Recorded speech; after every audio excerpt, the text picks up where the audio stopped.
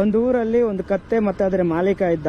So ಆ ಕತ್ತೆಗೆ ಅದ್ರ ಮಾಲೀಕ ನೀನ್ ತುಂಬಾ ಒಳ್ಳೆ ಕತ್ತೆ, ನಿನ್ ತರ ಯಾರು ಕೆಲಸ ಮಾಡಲ್ಲ ಹಂಗೆ ಹಿಂಗಂತ ಹೇಳ್ಬಿಟ್ಟು ಅದಕ್ಕೆ ಒಂದು ಬಂಗಾರದ ವಸ್ತು ಹಾಕ್ಬಿಟ್ಟ.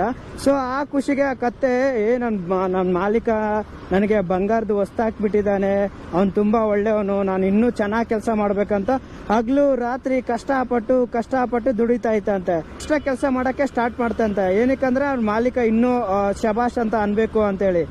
ಈ ತರ ತುಂಬಾ ಕೆಲಸ ಮಾಡಿ ಅದು ತುಂಬಾ ಅದು ಒಂದಿನ ಸತ್ತೋಯ್ತಂತೆ.